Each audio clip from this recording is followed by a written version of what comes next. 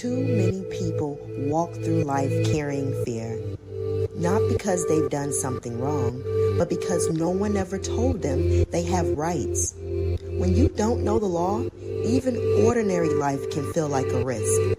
That's why we build Know Your Rights Foundation, a place where the law becomes clear, simple, and yours. Knowledge is your shield. The law is your defense. Start learning today at KYRF.org.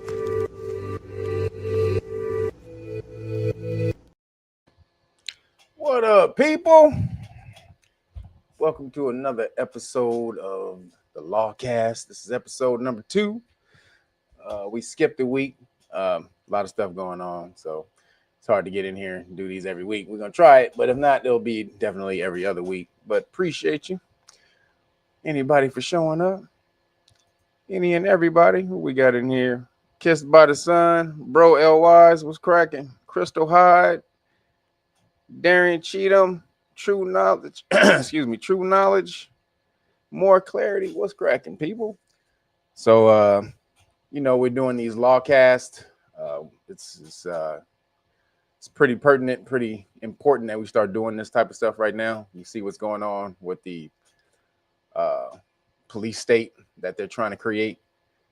Now, whether you have an opinion, whether it's good or not, that can be debated. But right now, what can't be debated is that Trump is definitely trying to implement a police state. That's what's going on right now.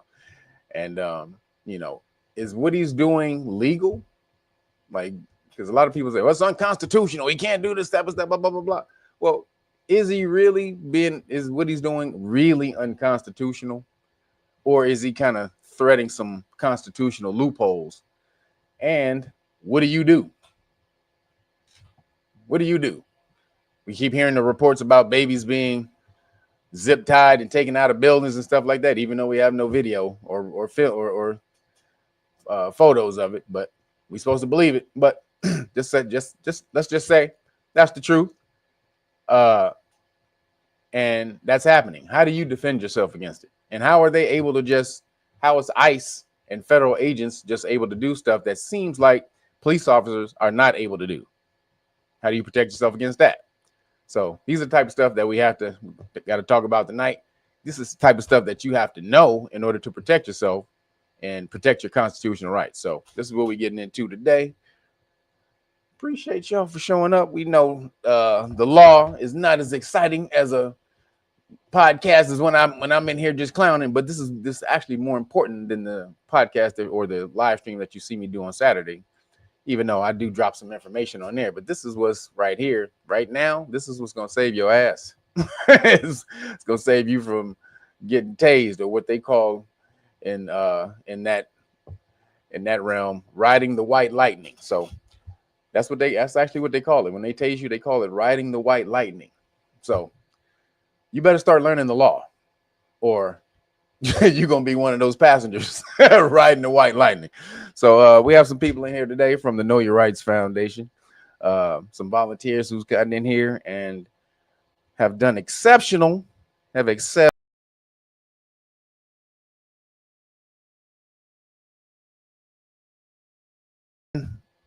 Excuse me, our number one student in here, because she kills it. She's on it every single day. She's always taking the test, mashing out every single day, every week, killing the game, being an example of what it needs or what you need to do in order to master this information. So we're going to bring to the stage Glenda. Where you at, Glenda? Peace, family. Peace. Now, she's supposed to be on camera. You know I was going to get to get you. You know who I am. Okay. I was going to let that ride. She's supposed to be on camera, y'all. That's right. She talking about she coming in from the garden, so she can't be on camera. We don't do that. But no, appreciate you. Introduce yourself, Glenda, and let them know what your experience has been like in the Know Your Rights Foundation.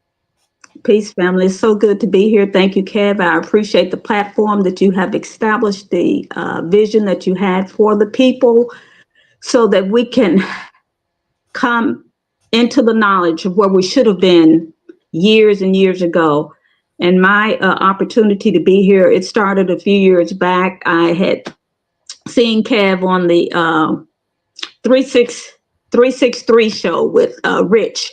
And I said, oh, I kind of like that. I like to hear that. I heard him on there. I didn't follow up immediately, but eventually I said, I'm going to go ahead and follow through. And I followed through and signed up. And it's been very challenging, educational, and you get what you put in. If you don't put anything in, you're not going to get anything. You might get a little bit, but you got to go in and do the study yourself and make sure that you're understanding, because the law is very intricate and it takes time to learn it. And now I just love it. You know, everything just that I come in contact with, I try to look at it from a different point of view now. And I'm understanding things, and it's just a beautiful thing. It will make you grow and be able to take care of yourself, regardless as to what the situation occurs when you're out about the town or wherever you are. You know, in case the police run up on you, you'll know how to handle yourself to stay out of their custody. So absolutely, it's been a beautiful opportunity, and I appreciate it. Well, thank you, Glenda. Sator, can you take this down off the screen? Thank you. Appreciate you. So the next we have coming to the stage is Brother Charlie. How you doing, brother? I'm doing good, Mr. Kevin. What's going on? So let everybody know what your experience has been like, and introduce yourself. Let them know what your experience has been like. Know Your Rights Foundation. Well, my name is Charlie Cummings. Live in South Georgia, and my experience with Know Your Rights Foundation has been wonderful. So I'll start like this. I took some constitutional law classes and some political classes in college, but coming into Know Your Rights Foundation, I came in since February. It's just like a college course. I told myself once I left college, I would never read another book again in my life. But because I have this interest in the law, and because I want to be prepared, and being prepared is knowing law and knowing civics, and the class teaches and it directs you and pushes you in ways that you need to study. And I found it very fulfilling to study the Constitution here at Know Your Rights Foundation. So I really appreciate that. And the classes are enjoyable. The volunteers are very personable. I like chatting and talking to everyone in the foundation. So it makes it a very wonderful experience. I appreciate that. Thank you. Appreciate that, brother. You know, a lot of people think the law is hard. A lot of people think the law is hard. Oops, let me add. A lot of people think the law. There we go. A lot of people think the law is hard, and it's not really. It can be. I mean, let me say this. Back in the day when I was learning it, you know, I learned before all this social media stuff where you guys can just pull up laws and stuff like that. Like that nowadays, you guys can just Google everything. I had to go to law libraries and all that type of stuff and sit down there and copy the books. I had to make friends with the with the law library with the what's that person that run the library, the librarian or whatever. And I had to make friends with them, then have them copy me some of the books and all that type of stuff so I could take home. So back then it was much harder to learn the law because, you know, it wasn't readily available.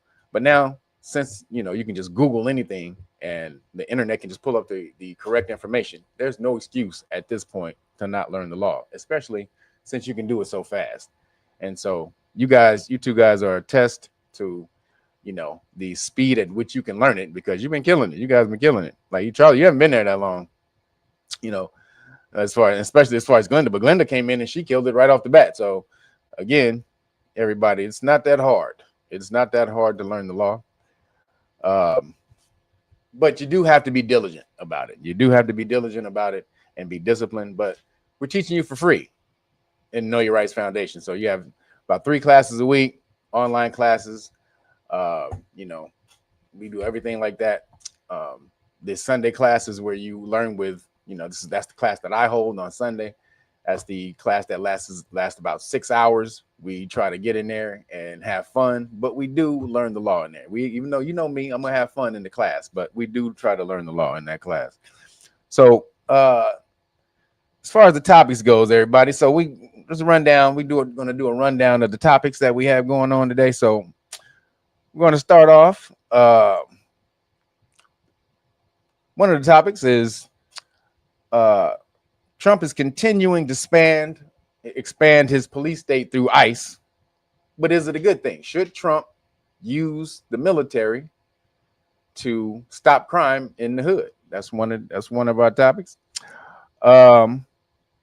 Then how is ICE doing this constitutionally? So one of the things we're going to talk about is an administrative warrant. What is an administrative warrant? Then the other thing we're going to get into, are Black people being targeted? Are we specifically being targeted by the popo? Because, you know, Trump is trying to use ICE to come into the hood and say, well, we're looking for illegal immigrants, but is he trying to use that as a way? We talked about this on the last podcast, but we didn't get into it in depth, but we're going to try to dive into it deeply. Is he using that as a facade in order to take out melanated people or so-called Black people in the hood? And then how do you protect yourself against this law enforcement, or what would be considered a violation of your constitutional rights? So we're going to get into some of these now. And then also we're going to have you guys, we're going to post the link so you guys can chime in. You do need not Lawcast, StreamYards. You have to download StreamYards in order to get in here. So if you want to get in and opine on some of these topics that we're about to go over, please make sure you have StreamYards when we put the link into the live stream. All right. So hold on 1 second. We got a few things from a few people that want to say a few words. Hands behind the back, little guy. You know the drill. Yo, easy on the wrist, officer. These paws ain't built for metal. Look, I ain't out here starting trouble. I'm just a squirrel trying to get a nut, feel me? Tell it to the judge. Man, cold. Damn, they even out here arresting squirrels? God damn. They arresting squirrels? All right, now. That's some bullshit, y'all. That there tastes good with a side of oak barrel, baby. Unit 4 in pursuit. Suspect is a squirrel? Red convertible. Pull the vehicle over now. Can't hear you over my freedom in this Striking engine. again. Dispatch. I can't hear you over this, my freedom in this engine. So these are the type of things we're about to be putting out on Know Your Rights Foundation channel. If you're not subscribed to the Know Your Rights Foundation YouTube channel, please make sure you go over there and subscribe to the Know Your Rights Foundation YouTube channel. But so right now, we have a few videos I have to show. So now again, Trump is using the military throughout the city. So a lot of people are saying that the police aren't needed. And a lot of things are, especially the raid that just went down in Chicago. A lot of people saying that he raided the place and he zip tied. He was zip tying babies and stuff like that. So let's look at the real story and see what happened. Let's see if we can try to find what happened on the real story. So hold on. Oops. Hold on. Here it is. I think this is it. So let's check it out. On, fam. At a certain point, I have not seen this happen to a white child. They put in Black babies in handcuffs. Like, come on, fam. At a certain point, like, the camel's back got to break. This is some bullshit. There is no possible way that you can convince me that this isn't just pure racism. A few moments later.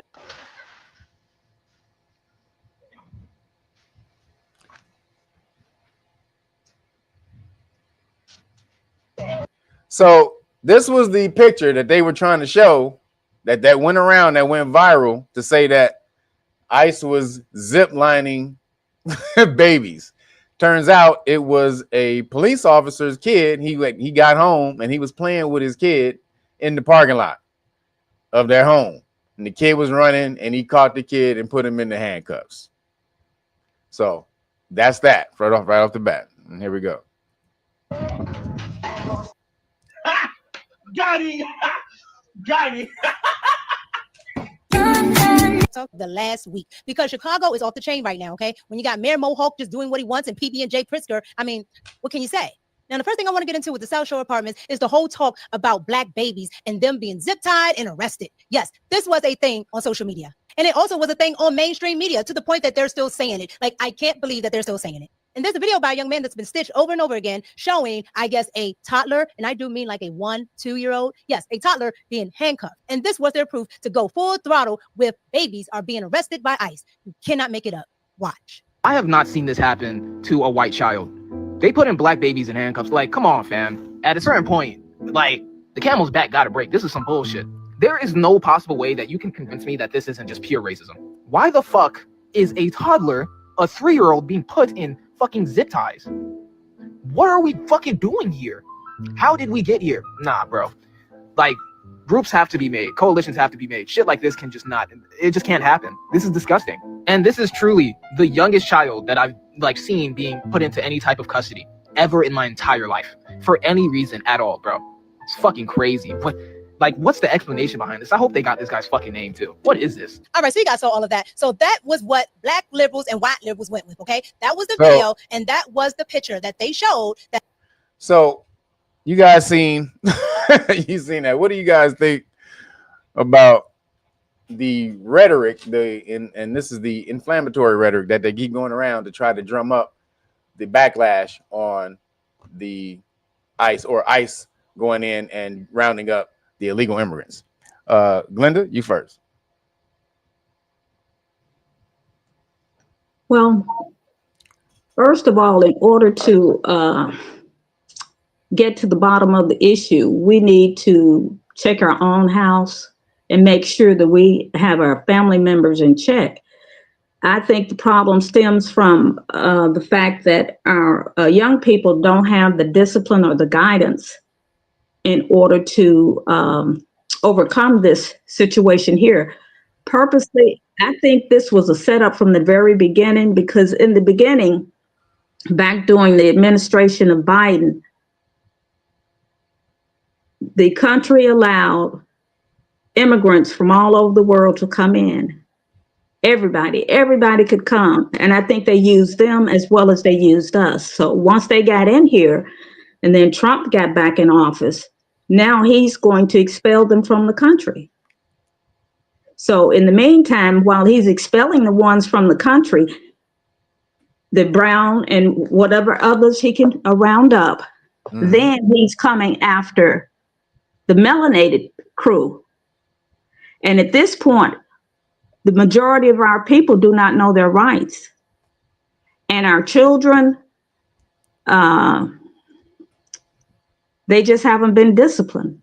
And we let this one slip up on us. So at this point, we got to figure out a situation where we can save our children, as well as give them direction as to which way to go, so that they will know their rights. And we as a people, we need to learn our rights. So. Absolutely. All right. Charlie? I agree with what Linda said about the education, knowing your rights, knowing your constitutional rights, because if you don't know those, if you are lacking in that area, then you tend to be a little bit more timid around situations that may require you to be able to force yourself, enforce your constitutional rights and not let yourself get trampled over. But I also think that we as a people should be teaching ourselves and teaching our younger people how not to be so emotionally involved in what they see all the time. Because a lot of times things, what you see is not what they are, especially for this case right here. And I've seen the video, and as it turns out, it was just a video of a dad playing with his son. And so I don't know who the person is that was doing the video, that guy. I don't know if he has any kind of relationship with a news channel or whatnot, but you can definitely tell when there's an agenda being pushed. And we have to realize that we can't always fall for what we see and just make our own judgments. And that's why I say that what Glenda said was important, because if you have that knowledge, then you can have that discernment. So that's how I feel about that. Okay. We have somebody to join the stage. Pan Mulattoism. Pan Mulatto is? Oh, did he come to the stage? Peace, family. How y'all? Peace, peace. You have something to contribute to the topic? Do you think it's more rhetoric, or do you think ICE is actually going out here and smashing on people for real? And they're just there just happen to be no video of it. What do you think? Well, I'll say this. I definitely support ICE deporting all illegal aliens. Definitely. And I also want to say that I have not heard any accounts of any descendants of U.S. chattel slaves being deported because we are undeportable. But I will say this. I will say that I do not support Black Americans, and I don't even like the term black, but when I say black, you know what I mean. Right, I I do got not support Black Americans being detained by ICE, but I also have to acknowledge that a lot of this, and I hate to say it, a lot of this is our karma for not only voting for Democrats to bring illegal aliens into our country, not only voting for Democrats to create sanctuary city policies, which are literally Jim Crow 2.0 policies, where we literally vote for selective enforcement against us.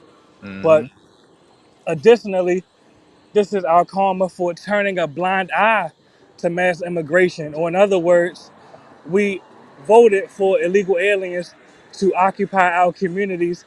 How can we cry now that ICE is coming to our communities to remove the illegal aliens? Right.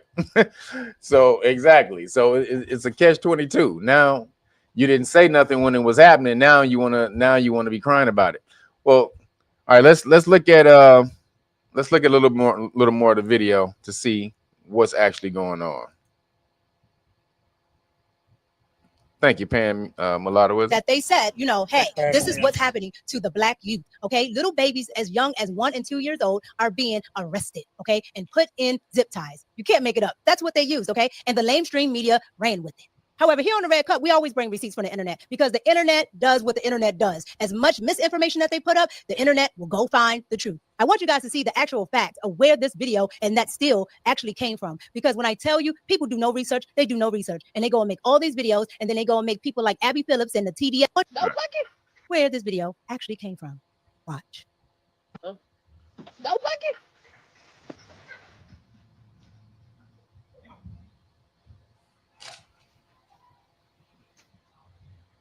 Now, what's something that should be celebrated was a Black father playing with his kid gets turned into something so damn egregious. All right, so you guys just saw that. So you see, you can't make this stuff up, or you can make it up because they literally just made up. We're gonna get to some of the other videos. Here we go. She has some other videos. Literally the dim tape into Chicago and let into these communities. Watch.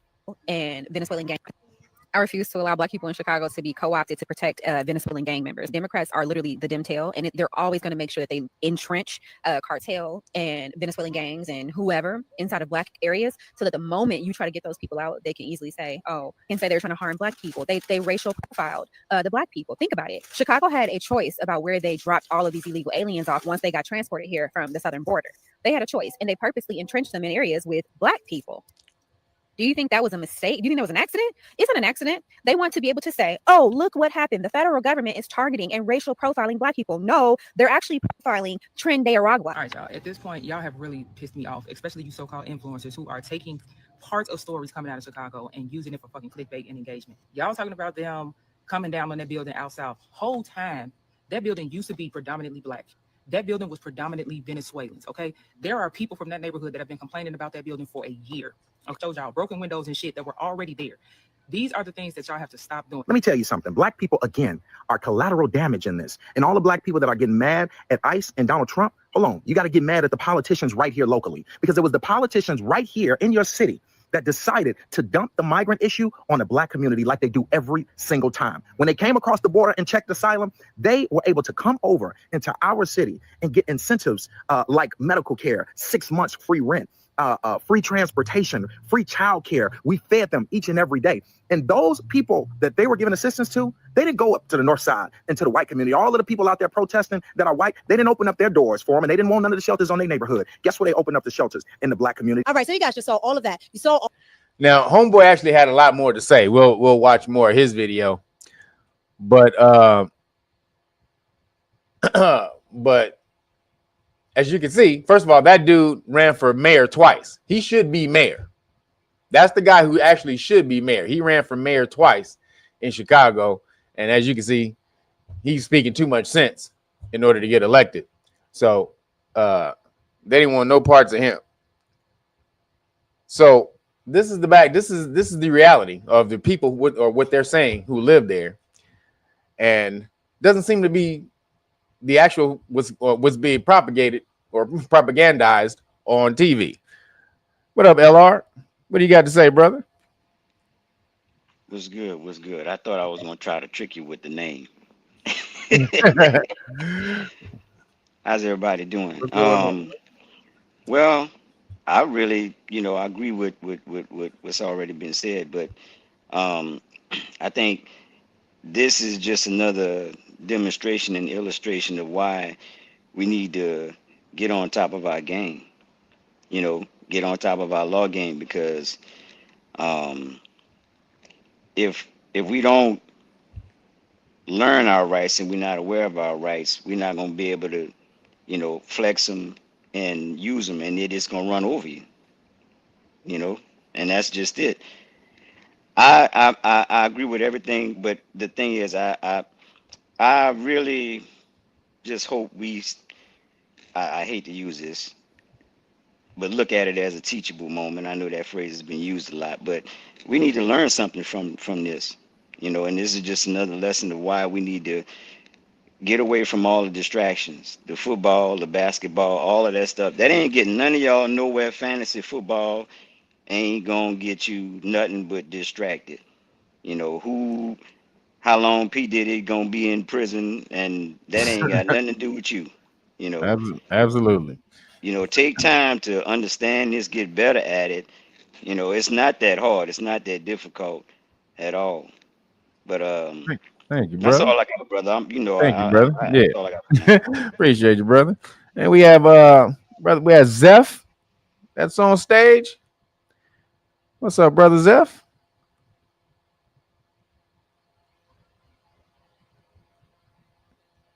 How you feeling, brother? You muted. There you go. Hey, what's up, Kev? What's up, brother? How you feeling? Chilling, man. Chilling. Hey, man, I'm gonna get back in there, man. I just been going through some stuff, but I'm gonna get back in there. So what's going on, brother? How you feeling, man? What you got to say about the topic? I'm just chilling, man. I'm gonna be honest, man. I be quiet with a lot of this stuff, but and I don't really see stuff like how a lot of people see it. But What's your take on it? I honestly think, man, it's and like what I'm saying is my perspective. So I'm not saying it's true. I'm just saying, like, based on what I see, this is what I think. But I just think it's like a coordinated effort against melanated people, period. And they use a whole bunch of different tactics, but we always affected by it regardless of whatever it is. And they look like they attacking other people, and they use their face and they put them on the media, but behind the scenes is really against us. You know what I'm saying? But they just using all these different faces to make it seem like it's something different. You know what I mean? So like they let people in here, and then they want to take people out here. But either side that was in office, it still affected us negatively, no matter who was in office. So it Right. affected us negatively when they brought them in here, and then now it affects us negatively when they take them out of here. You get what I'm saying? But why is that though? Why are we always affected negatively? Why are we the ones always affected negatively? Is it something that they doing or something that we doing? Or we not doing? Well, I mean, we something that we not doing. Oh yeah, well, of course, man, of course, we gotta be on our own stuff, but at the same time, you gotta also pay attention to what other people doing, and like you kind of like a blessing. We didn't have people like you that is willing to teach people the law and how to move out here and things of that nature. This is kind of new, so I can't really blame a lot of people because they honestly don't even know what to do, or I they feel don't really have people like showing them the way, like, hey, yo, do this or do that, or it ain't really no guidance out here. They took a lot of our men off the streets back in the day. You know what I mean? It was like babies raising babies, blind leading the blind. You know, and then by the time, you know, people finally, like, you gotta think about it, like, now we got social media, we got the internet. Honestly, a lot of our people is really on a game, but they don't really show you that. You know, like I see a lot of our people every day, and we not really the way that they say say we they are. are. You know what I It's mean? what Like, it's what they put in front of the camera the most. Is what they exactly. yeah. And you know, images is a lot. You know what Yes. I mean? Like TV program you. So a lot of people, they see us as one way, and then when they, like, even when I talk proper, a lot of people look at me crazy when I walk in the store and I talk proper. They be like, "Oh, but you dress like this. What the hell?" You know what I'm saying? They like, they surprised. You're not supposed to talk like that. Actually did. It was funny. Trump went over to Africa and he told the African leader, "Wow, you talk really well." Like, what you expect him to talk? He said, "Wow, you really talk really well." Then he tried to clean it up. He said, "You talk some better than some of the politicians in America." And I'm like, dude, what is he supposed to sound like? He's supposed to sound like some African Zulu warrior or something. What you supposed to be clicking? He's supposed to be clicking at the table. So yeah, man, appreciate you, bro. We got more video. We got more of the video to watch. Man, So. I appreciate you letting me on, man, and talk. But I definitely get back in there, man. I just been going through some trials and tribulations, but keep doing what you're doing, brother. That's right, man. Get your butt back in there. Stop playing. Learn this law. Appreciate you, man. You already. All right, here we go. There's some more information. How this exchange went. Watch. Is it the case that, as Pritzker frames it, you are profiling brown people? That this immigration crackdown is designed to go after people of color? It's such a, what a dumb question. The illegal aliens who are here are taking jobs away from blacks. They're taking jobs away from whites. They're taking jobs away from Latinos. They're taking their health benefits away. They're taking their school slots away. And of course, in many cases, they're committing heinous crimes. We cannot have a system of law in this country that privileges illegal aliens over American citizens. And that's what they're doing. You know it, and I know. So that's not exactly a no, Stephen. Can you just unequivocally state that the immigration policy? It's a dumb question. Okay. Well, I appreciate no, that. But and it's a dumb question. So no, this policy is not I thought designed when I said it's a dumb question, it meant no. Well, I just want to be clear and precise. I appreciate you trying to qualify my questions, but nevertheless, I think it's a fair one that a lot of people have. My full answer is no. That is a lie, and it's a dumb question. He's absolutely right. It's a dumb question. Why would they be targeting black people? Black people are U.S. citizens, okay? American black people are U.S. citizens. Why would they be targeting black people? It's absolutely stupid. They think we're going to go with the whole. So, do y'all agree with that? So again, targeting the black people. Are they targeting black people? That's very important. So, oops. Where's everybody? Did we take them off stage? There we go. So this is going to be, I'm going to go around and ask everybody. We have somebody who just entered the stage, the Law Whisperer. We're going to ask you first. Are they targeting black people? The Law Whisperer? That was me, brother. Personally, I don't think that they're doing that. I wouldn't say that they're doing that right now. You know, but it all comes back to I'm gonna always stick to the same thing, and I thank you, my brother, for getting this in my head, and a lot of people need to beat this in their head. If you go outside and there's a chance that it might rain, you might want to bring an umbrella. You might just maybe. So if you already know that there's a possibility of you're gonna be accosted. And they do this they get how much, Kev? $600 billion a year these states get back? 600 million. 600 million these states get in order to enforce these quote unquote laws. You know, you got to keep in mind that you got to be able to get with them. You know, using this, not necessarily this or these. You know, because we don't have an army, so the only thing you have is the power of your mind, and the better you can develop that, the better prepared you'll be. You know, I look at the law as that umbrella that I'm talking about. You know, you get armed with that information, you can shut them down sometimes right there at the scene, because they gonna know that you're different. They looking for the person who don't know anything, who doesn't know anything. What'd you say, brother? They're looking for the person who doesn't know anything. Right. The bully wants the weak dude, not the one who's gonna smack him back. They're gonna move it over to somebody else, and that if they know what's best for them, they better. Because if you try, we coming from your pockets. All right, Charlie, what do you think, Charlie? They're No, targeting I us? don't think, Are they targeting us? I don't think I don't think we're being targeted. Not right now. Not right now. I don't think we're being targeted. Now, that's not to say that there's not a position for overreach. That is not being positioned for federal overreach. But in the meantime, what Black people need to do is be smart about it. You don't need to be out there all in the mix when ICE is around. There you go. Man. Clear your record up. You might have some warrants that you don't know about, Yes. That comes with knowing the law. That comes with knowing civics. And that's how you keep those ICE folks and be prepared, like what's been said earlier. If you're prepared, then you don't have much to worry about. Absolutely. All right. Glenda, are they targeting Black folks? Are they targeting Black people? Personally, I think so. I think so. You think so? Okay. Yes, because I think it's a roundabout way that they're going about it. And I agree with things that LR stated as well as Charlie. We have to be prepared, because if you got some warrants and you're trying to mix and mingle late at night, and that the forces are out there, you should be at home. You shouldn't be out. And that it's an opportunity for them when they're passing out this type of money, over $600 million a year, all across the country to the police departments to arrest people.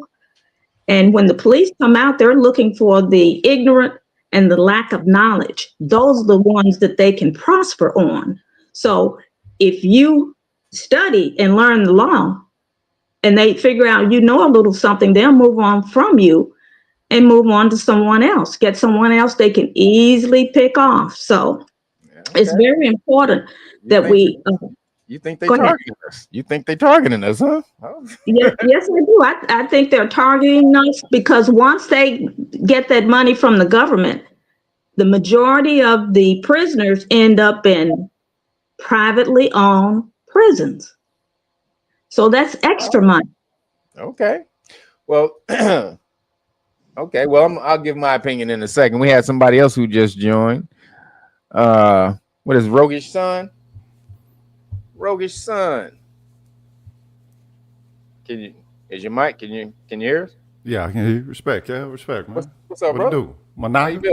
Yeah, my Naga. Long time no see. I ain't seen your ass in years since you was rocking with Zoe, bro. It's been a minute. What's poppin', bro? Shout out to the homie Zoe. Already. Yes, sir. So what do you think? You think they targeting Black people, bro? I think what it is that we've always been utilized as a portal, a portal for the classification of non-white, if you will. So everybody could be a minority because we are the portal of minorities, and also a cultural battery, if you will. Okay. Like a fuel source, right? So I don't know if they're targeting us. I think someone said it back to divinity. They're after everyone. It's just that we're always the pawns used for the agenda. We're the canary in the coal mine. Okay. You feel me? And so it's like, I think what it is that people ain't understanding is that in the status that we're currently at now, it's like we're a part of the American dream. It's not that we contributed to it or nothing like that. No, we come with America. And this is why all these, new minorities, if you will, they're here operating with us the way that they do. You know what I'm saying? That's why they out of pocket with us, because it's like we don't have to acknowledge your personhood. You're not a real person. You're not real people. You don't have culture and all this shit. So, they value us in the same way that these pilgrims put out here for us to be valued. Okay. All right. We the canary in the coal mine. Yes, sir. All right. All right, brother. Thank you, brother. Appreciate you. Where is he, brother? Pan mulattoism. Are they targeting us, bro? Well, when you say us, as far as descendants of Melanated, U.S. chattel melanated, slaves, melanated people. Yeah, the melanated people. In the well, hood. and and I don't, and, you know, I don't want to get caught in semantics, but even the term melanated black, that's too vague. But specifically us, descendants of U.S. chattel slaves, I have not seen any evidence that ICE is targeting us. But as I stated earlier, since most of these sanctuary cities are cities where Black Americans, I'll use that term, live, and we are the majority in these sanctuary cities, I do see us getting caught in the crosshairs. Like the sister said earlier, if you are a Black American and you have a warrant out and ICE raid your building, you might get caught up in that crosshair, and you might gotta go see a judge. That's a fact. But I do say this. I suggest this. We as descendants of U.S. chattel slaves should be calling ICE literally every day, reporting every immigrant. Let ICE determine if they are here legally or not. Go through Google, report immigrant businesses to ICE literally every day, multiple immigrant businesses. If we All don't right. do this, and I'll say this in closing, if we don't do this in 10 years, 15 years, 20 years, definitely 50 years, if we continue to turn a blind eye to mass immigration, our grandkids, our future descendants, they won't have the opportunity to grow up in a majority Black American community. Use California as an example. Literally, Harlem Okay. or Compton or Boston. These places used to have majority Black American communities. They don't anymore. That's But true. I'll say that in Actually, closing. no, you're right. Yes. I live in LA, and I grew actually born and raised in LA. And right now, LA. Well, when I was younger, LA at least used to have at least be 50-50 Mexican to black. Now it's 46% Hispanic. Southern California, Los Angeles, especially Los Angeles and San Diego. So when you say, all right, I kind of agree with that. You say when the illegal immigrants start coming in, they need to be reported. So when they say, are they targeting black people? No, they're not targeting black people per se. Let me there's it's more nuanced than yes or no. What happened was, Biden administration let them in, and they let them into the melanated communities, right? The black and Hispanic communities, because they knew they're able to hide there. They can hide them there a lot easier. So because if you remember when Ron DeSantis, he shipped them out to Martha's Vineyard. He was like, all right, y'all, you want to, you the liberals, y'all want to ship them to the Republican states. All right, well, we're just going to ship them to Martha's Vineyard. What happened when he shipped them to Martha's Vineyard? They rounded all them, they rounded all them illegal immigrants up that night, put them on a bus, and said, peace out, Pablo. And so when they do that, you can see they can talk all this bull crap, but they don't want them around them. They don't want them in their neighborhoods. So they send them to the melanated neighborhoods, and then this is where ICE has to come and arrest them, because this is where they are. Now, having said that, when they say, are they targeting black people? Not necessarily black people per se, but when you look at the statistics of crime and who's the face of crime, now, whether it's real or not, they'll say the 65%, 70% of the crime are committed by melanated people, melanated and Hispanic people, more so though melanated people. So if that's the case, and then you have most of the killings are in the hood, you have most of the carjackings in the hood, most of the armed robberies in the hood. So you have all this type of stuff, the gang activity in the hood. So if that's, whether it's being propagandized or not and perpetuated or not, if that's all that's being seen as crime, then what he's doing is, okay, I'm going to use ICE, because he knows that federally he can't necessarily use or constitutionally he can't necessarily use federal agents in domestic situations, but he can use them in federal situations. So I can send in ICE and have them on an immigration mission. However, if they so happen, because they still are law enforcement officers, and they have all the duties of a law enforcement officer. So if they see someone there who has a warrant, and they admit that they have a warrant, then they can arrest that person, which is why you need to know your rights. See, how is ICE coming in there? They're using something called an administrative warrant. This is the other, moving on in the topic. They're using something called an administrative warrant. So what is an administrative warrant? We got something in here that explains. Can you show what explains the administrative warrant, Sator? I know you have it in here somewhere. Oh, I got to take the, there we go.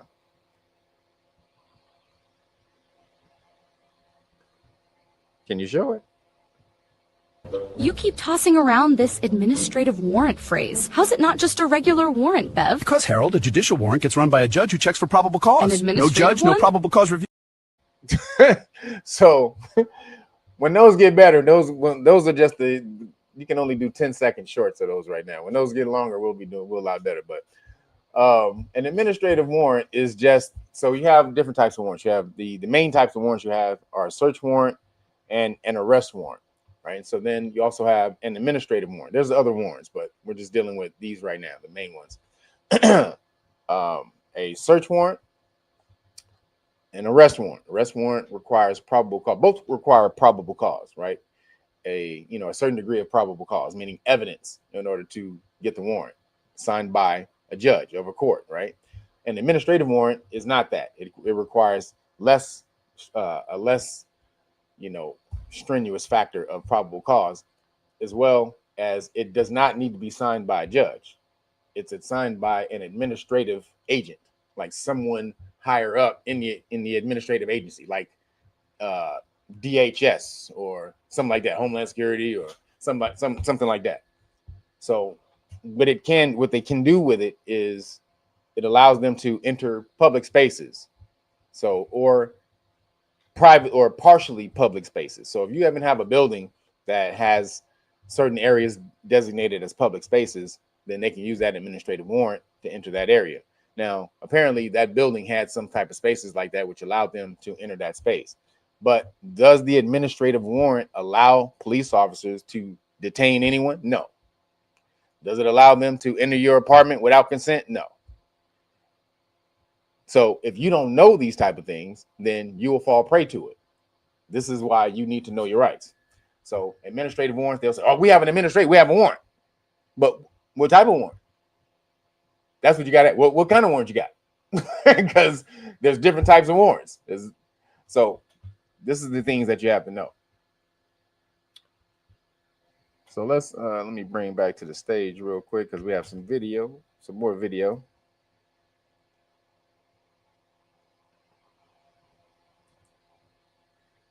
I think there's a little bit more to watch. Hold on. Whole Nazi narrative that Donald Trump is a Nazi and he's targeting black people. When you have Jim Crow Joe targeting black people all his life, okay? He don't like the jungle kids going to school with his kids. Poor kids are just as smart as black kids and they're going to put y'all back in chains. Yeah, that man. They were not targeting black people. They were targeting those Venezuelans who should not have been here because they are draining resources. PS crew, get into what Stephen Miller had to say and talk about these targeted black and brown people during these raids. Watch. That Stephen Miller has a pipeline to the black community in Chicago and knows what black people in Chicago are thinking. I kind of doubt that's the case. But he does understand the politics of division. Well, He absolutely. understands that very well. It is true that the mayor of Chicago is not allowed to obstruct the work of ICE. And I think some of what he said comes very close to obstructing that. And that's just simply not the law. He's right that people inside buildings can demand a warrant from ICE if they can, and they're not obliged to let them in. See? But it is also true that you can call yourself a sanctuary city or whatever you want, but under the law, a locality is not allowed to interfere with the work of ICE. Much as they want. Interfering just to say that you can't use this particular property of ours, the city owns, to launch your facility. No, whether that means they can, if they're engaging. So basically what Brandon Johnson did is he signed an executive order saying that the federal government can't use public spaces. Like basically they can't occupy public spaces in order to facilitate a raid. So meaning they can't use a parking lot or use a private building's parking lot or the corner or something like just some arbitrary bull crap. that he just made up. Like, you can't use this public space, you can't gather in this public space in order to get ready for a raid, stuff like that. So basically, he's trying to institute some type of civil war, obviously. So let me show y'all, because this is what the people in Chicago, oops, if I can find it again, are actually talking about. Yeah, hold on. So check this out. All right, so let me help you out with this, okay? Since you don't get it. I literally live around the corner from where that happened, okay? And not all black people were detained. It was just a couple of black folks in a building that nobody was supposed to be in. Yeah, they didn't tell you that narrative, that nobody was supposed to be in that building. Nobody. Also, that's a building full of clucks. You do know what clucks is, right? Also, the Venezuelans went through that building and took over the whole building. Not forcefully, but they just started moving in apartments they ain't had no business moving into. Also, it's a lot of Venezuelans that look black. You know, like Cubans and Dominicans. All right, y'all. At this point, y'all have really pissed me off, especially you so-called influencers who are taking parts of stories coming out of Chicago and using it for fucking clickbait and engagement.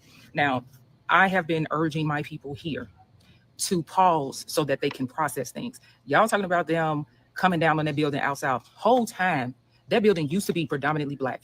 That building was predominantly Venezuelans, okay? There are people from that neighborhood that have been complaining about that building for a year, okay? They showed y'all broken windows and shit that were already there. These are the things that y'all have to stop doing. And this is why I keep telling people here in the city, particularly black people, pause so you can process. If y'all start responding to shit out of emotion, then you don't know what the fucking play is, because you haven't had time to actually think. What people are doing are trying to get a rise out of black Chicagoans, okay? Wait. So, so the question is, should Trump, so we know what he's doing. We know he's using ICE to try to get in there and affect the crime in the hood. Now, he don't have to do this. He can just allow the crime to go on, and the people who have to deal with it the most, which is us in the hood, he can allow that to just go on and melanated people to suffer. Because the people who are caping for the crime not to be taken care of are the people who don't live in the hood. So he can keep going on doing that. But should he allow, or should he use the military to go in and take out the crime? I'm going to allow Roguish Son on this one first. Roguish Son, what do you think? Should Trump use the military to wipe out the crime in the hood, being that it's been a problem for decades at this point, and the Democrats don't want to fix it because they use it as a political football? You know what the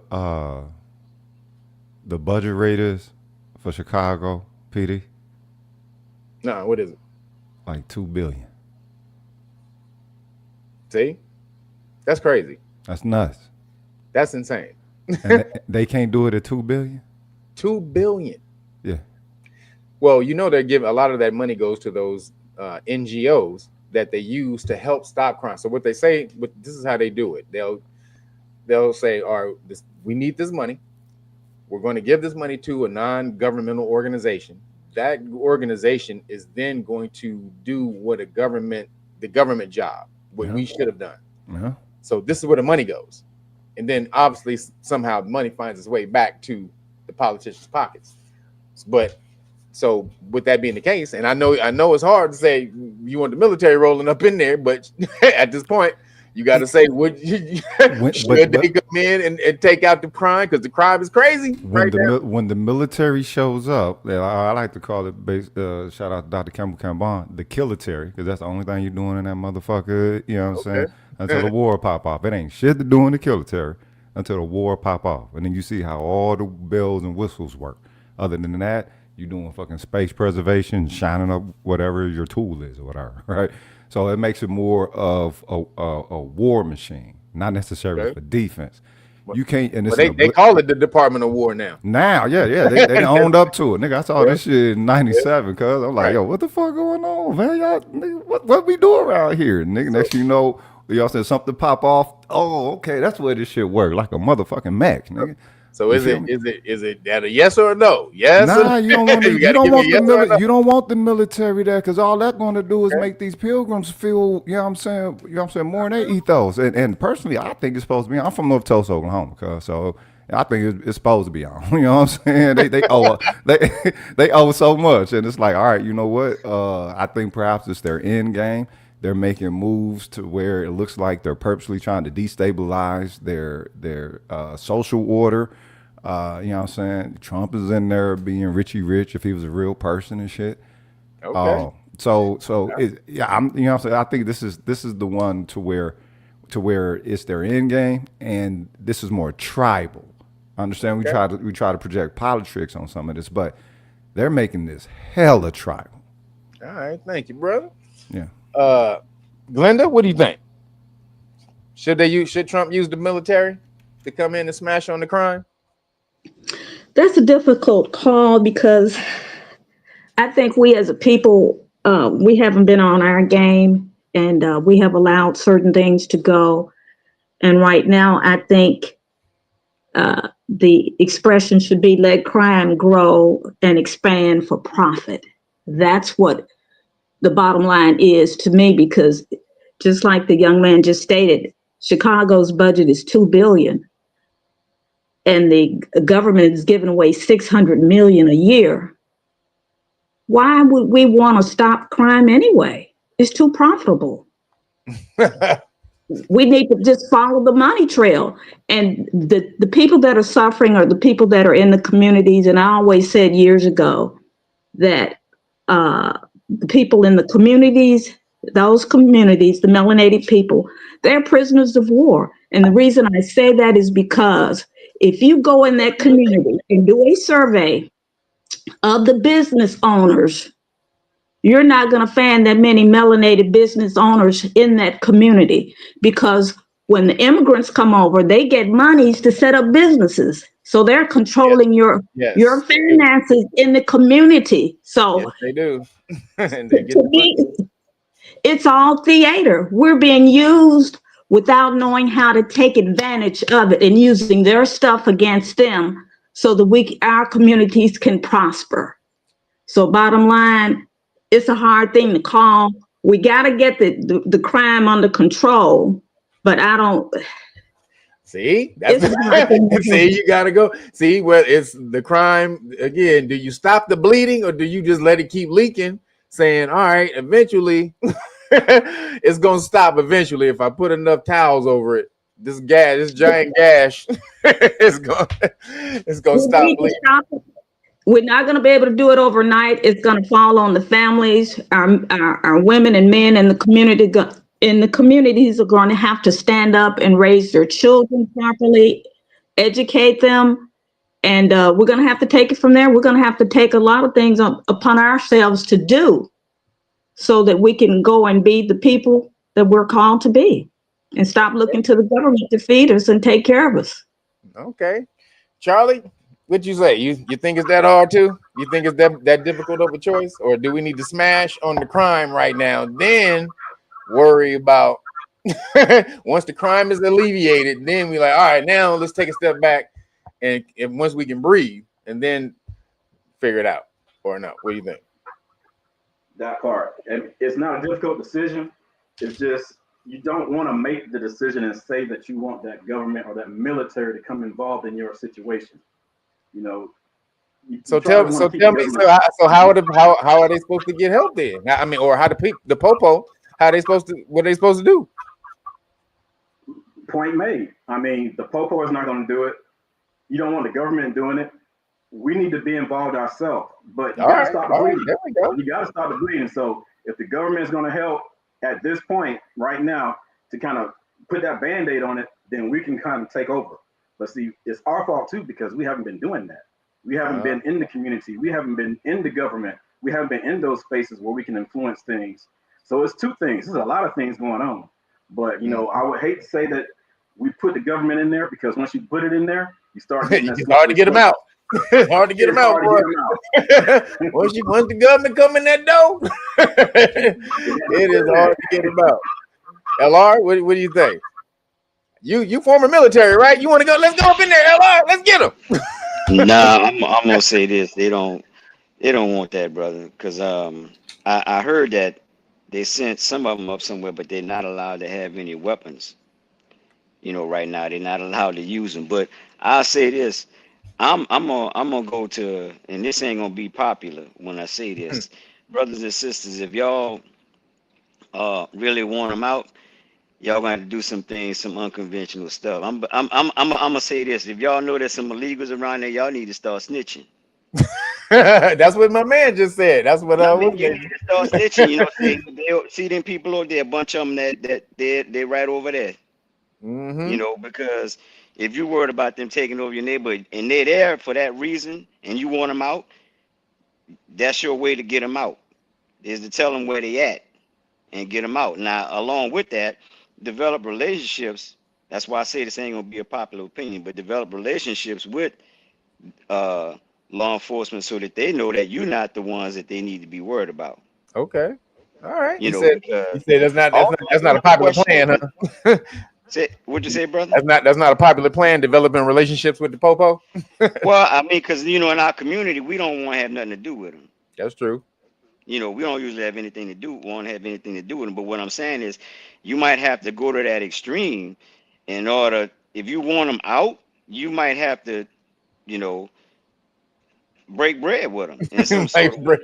Hey, I'm gonna give you all this. I'm gonna give y'all. Look, we want y'all out of here, so I'm gonna give y'all what y'all want. Now, like I said, a lot of people ain't gonna like that, but I do have this takes us back to what we were saying before, though.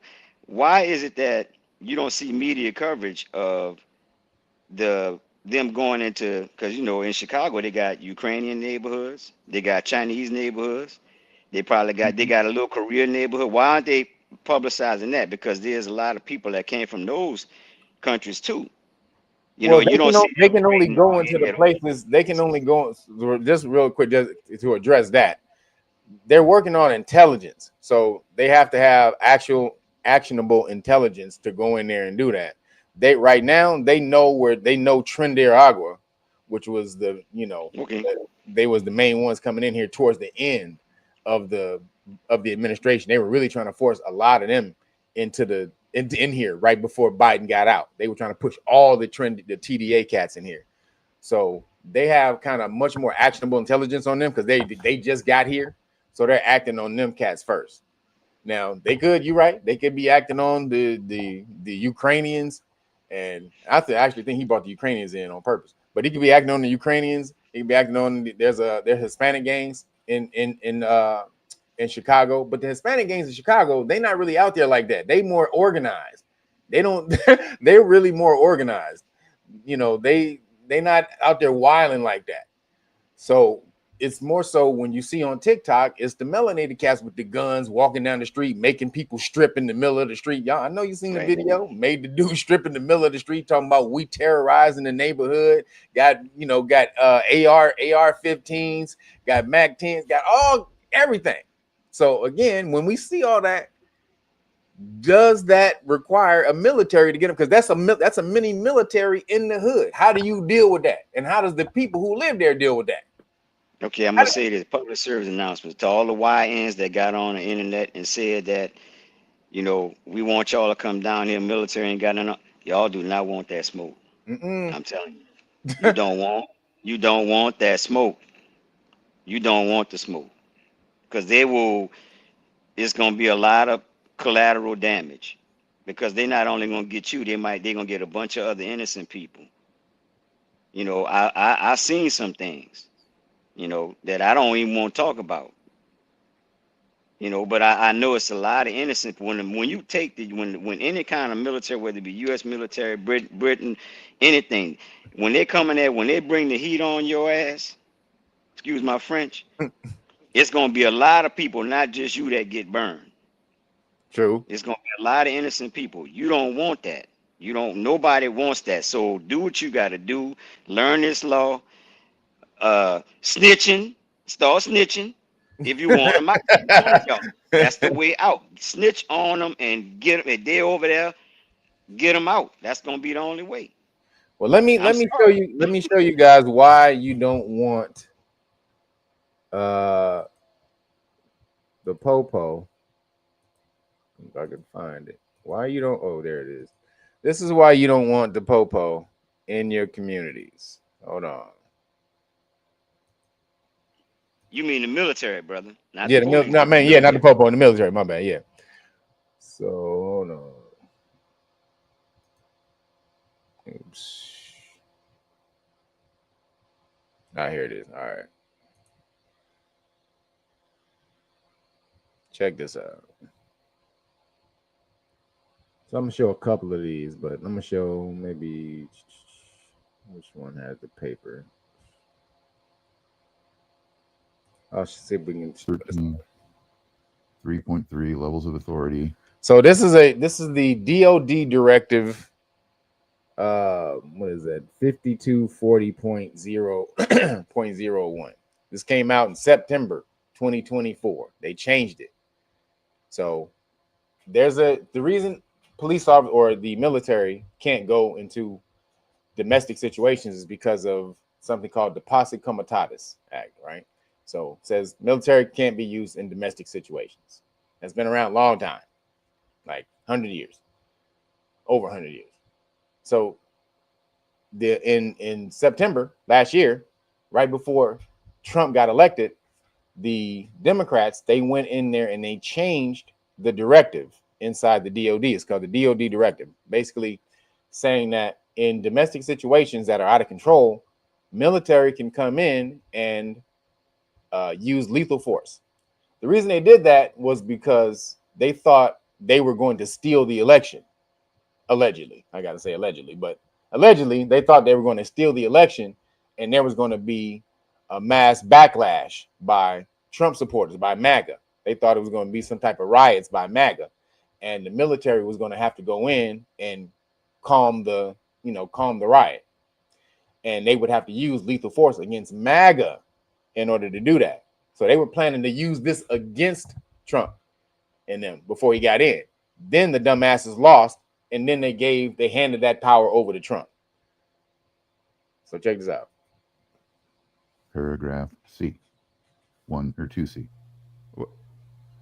Assistance in responding with assets with potential for lethality. Assistance with responding to assets with potential for lethality. That's a word, lethality. Lethality means dead. So just remember, lethality means dead. 13, 3.3 levels of authority. Paragraph C, 1 or 2C.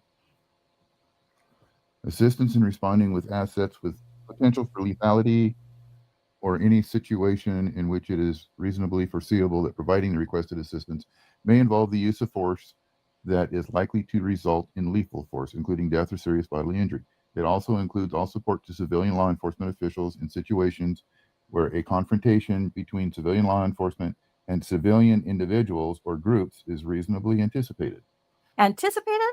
Such use of force must be in accordance with DODD 5210.56, potentially as further Anticipated. They anticipate having to smash on you. Anticipate. So here we go again. You mute your mic, so just so we don't whoever's mic is open, mute your mic.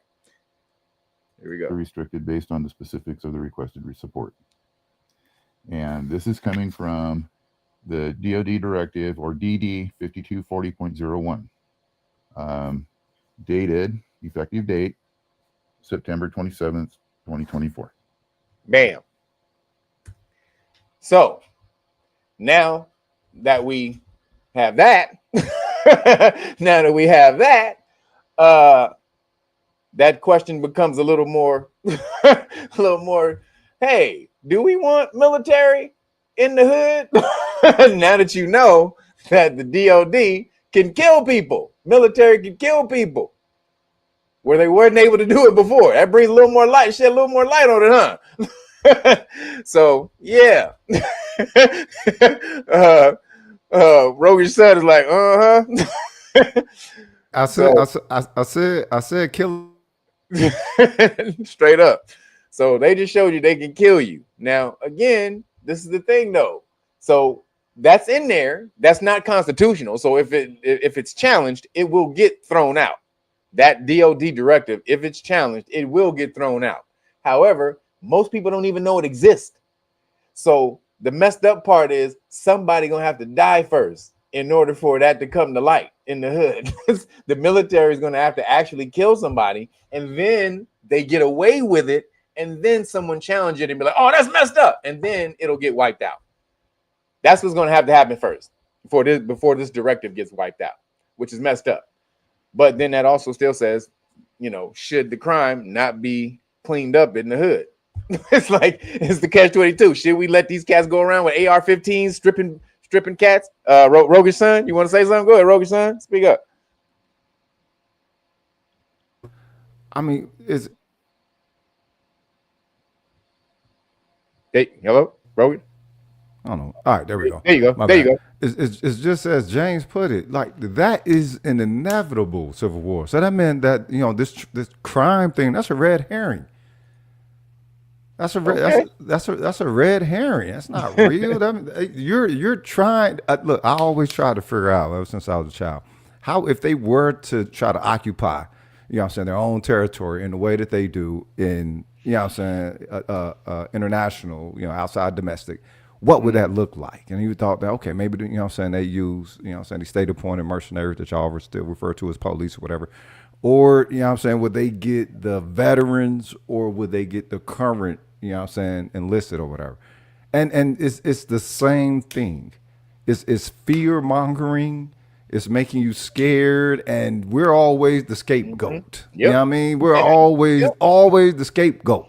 Ain't niggas tired of being the motherfucking scapegoat, cuz, after all this time? I mean, it's Trump that's sending these motherfuckers here, bro, of all people. I get it, but it's just the fact that the joke of the fucking puppet and the hollow idol that he is. Nigga, can you imagine seeing that motherfucker when you were a kid? And Trump was everywhere, man. He was everything to these motherfuckers. Basically, he was on the lifestyles of the rich and famous all the time. All the fucking time. He was the epitome of everything American to these motherfuckers, and he's the one that's launching this off. It feels like a bad Twilight Zone episode, cuz, for real. Okay, man, I feel you, bro. I mean, I know the emotion is real too.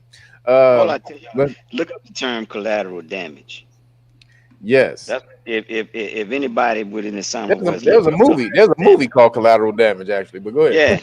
Yeah. Watch the movie and actually look up and find the definition of the term. It's what happens basically when is their fancy way of saying we didn't mean to kill somebody. Yeah, sorry. Sorry. My bad. And that's what happens when they got weapons that y'all don't even know about. Seriously, don't even fathom. So you don't want it. Yep. That's why I'm telling y'all, I know it's extreme. Y'all need to start snitching. So you see right now, we just read off this directive. It said lethality, and they anticipate. Did y'all hear that? They anticipate. Right. That's what I mean. They getting ready. That means they already got the ordnance stocked. Yep. And when he showed up with all those generals, he was letting them know what he already gonna do. It wasn't, hey, wouldn't it be a good idea if we were just send them into the military cities? So blah blah blah. Look, this is how these programs work, man. They put it right in your face, and they told them exactly what we're gonna do, whether you rock with this or not. This is how this has to move. But this is the funny. This is Biden though that did this. This wasn't Trump that did this. That's why I said it's tribal. That's why I said it's tribal. Biden did this, and Trump didn't even do this. Now Trump has it at hand. Will Trump use it? We don't know. But let's see now. So let's see. There's another thing though that just came through, which is, there are forces out there trying to stop Trump. So let's see. Word. All right, hold on. Here we go. And so let's hear more on this, and I'll deliver my reaction. Take a listen. Breaking tonight, a Chicago district judge has temporarily blocked the Trump administration's effort to deploy the National Guard to that area. It comes as National Guard troops have already arrived. Correspondent Garrett Tenney reports on the case from Broadview, Illinois again tonight. Good evening, Garrett. A break, good evening to you. Based on this ruling, the National Guard will have to stand down less than 24 hours after arriving and being deployed to the Chicago area. Moments ago, federal judge April Perry explained her decision in part, saying, quote, "I have found no credible evidence that there is a danger of rebellion in the state of Illinois." Throughout the hearing today, Perry tried to drill down exactly what National Guard troops will be doing during their deployment, and Justice Department attorneys repeatedly could not answer her in any sort of detail. Perry, a Biden appointee, also questioned the credibility of the administration's claims the Guard is needed because of violent protest at the Broadview ICE facility, asking, what if DHS folks are not tethered to reality in their assessment of events? She then noted that federal prosecutors have now dropped charges against 4 of the 5 individuals arrested for allegedly resisting or assaulting officers. This indicates to me a certain lack of credibility of both Eurofine and DHS in general, Perry said. Okay, let's just be clear about something. She says she does not have any credible evidence to prove that ICE officers are being attacked, and this warrants the president's response because 4 out of the 5 perpetrators were let go. We know the way justice system works in Chicago. All they do is let criminals go. You think they were actually going to lock up someone who ran ICE officers off the road? So, as you can see, there's people trying to stop them. So they blocked it. Now, a lot of the people want this to happen, though. This is the messed up. See, this is the thing. We can look on the outside and then, you know, and watch this and be like, oh man, that's jacked up. But a lot of the people in these communities, they want Trump to be there. So are they wrong for wanting Trump to come in there and clean up their neighborhoods? We got to see that, because on the outside we say, oh damn, this is going to lead to something crazier down the line with them gathering more power. But the people who have to suffer these atrocities, have to suffer these little YNs in the hood, they need relief. So like, let me show you. Let's watch this. Hold on. Oops. Is this it? I think this is it.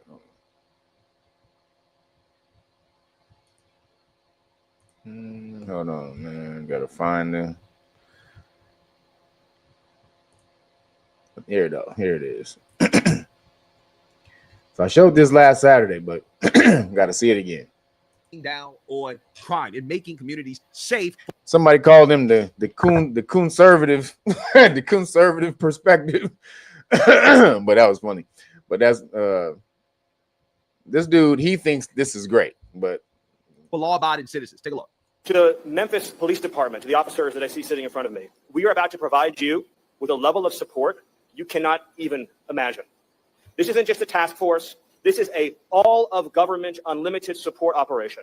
ATF, DEA, FBI, ICE, Department of War, every resource we have. And they're not going to be sitting behind a desk at a keyboard. We are sending in real cops with guns and badges to go out with you on the street every single night making arrests. These are people who have taken down drug cartels, kingpins, the worst criminal offenders in the United States, standing with you shoulder to shoulder to shoulder. All we ask from you is to show up at roll call every single night with your brothers and sisters in the federal government and to go out and get the criminals off the street. And if you do that, I pledge to you, we will liberate this city from the criminal element that has plagued it for generations. This is not just a strategy shift. This is an attitude shift. We are not going to live in an environment anywhere where there is a street that belongs to a criminal, where there is a neighborhood that belongs to a gang, where there is any physical space anywhere that belongs to anyone other than the law-abiding citizens and families of Memphis. The idea that there is a square inch of block in this city where a citizen doesn't feel safe is unacceptable.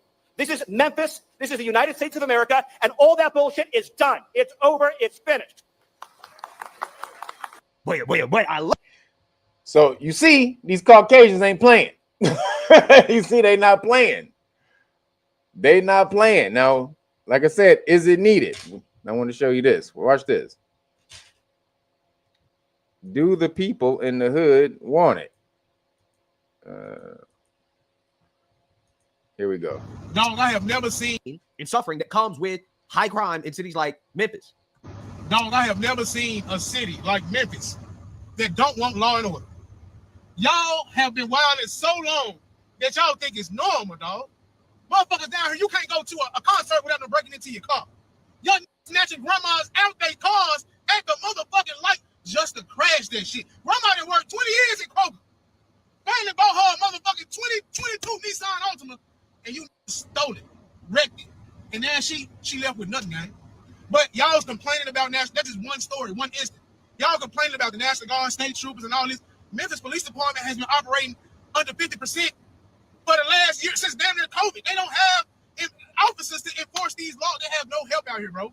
We need all the help we can get between the real crime, the hard crime, and when I say hard crime, real crime, I mean the robberies, murderers, sexual offenses, things like that. We still gotta deal with traffic control. I don't know about y'all. I was involved in a hit and run earlier this year. Hit my shit, tore my front end up, and kept going. MPD still ain't caught them, okay? They don't have the resources to catch every. It's probably a hit and run every day in Memphis. Man, these folks can't keep up with that shit. We need help, dog. We need help. My child grow up in this city. Your children growing up in this city. Why don't y'all want help?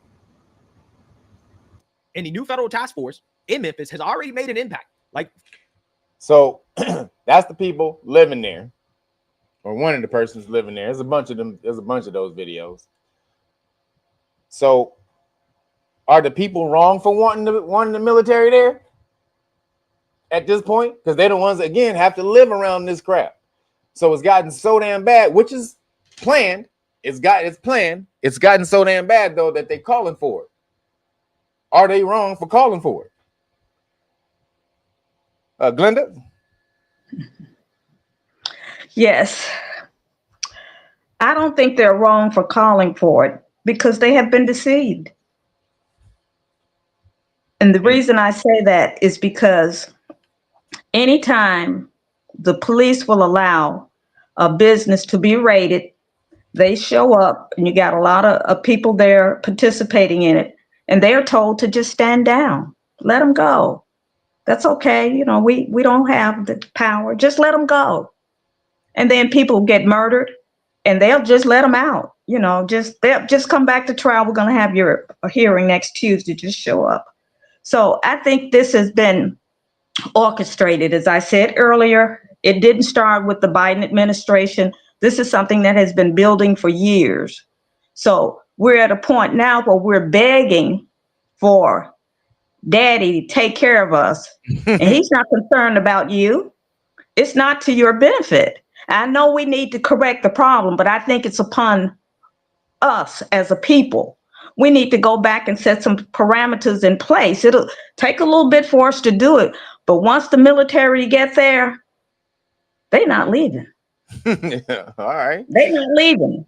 They could even put somebody in your house if they want to, put on every block. We don't want that. But now everybody's begging for it. So we just got to figure out something else because we've been bamboozled, tricked, and run amok. All right. Thank you, Glenda. Zeph, what do you think, man? Are they wrong? Are melanated people wrong for wanting the military? Did he leave? Did he just leave his thing on and just left us in there? All right, he not here. He left the car and left it on the. All right, he not in here. Excuse me, Charlie. What'd you say?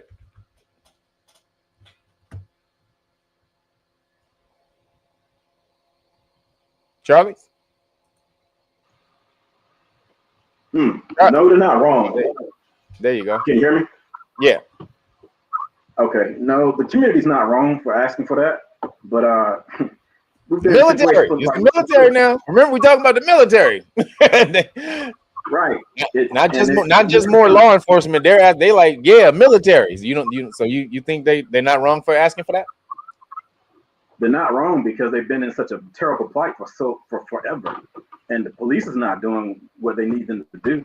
So the next option that they think is available to them is the military. But we know they don't know because they're in the situation, and like we've heard before, it's like you can't lead the horse to water, but what do you do? I mean, it's going to take a while, but it depends on what kind of military we're talking about. Also, National Guard is different from regular Army. The reason I'm asking that is because Trump is using them as advertisement. Just so y'all know. So Trump is going to these people because he knows it's bad. So he's having, a lot of his people go to these people and interview these people and get them on camera saying, oh, we love Trump. We need Trump in the community. Boom, boom, boom, boom, boom.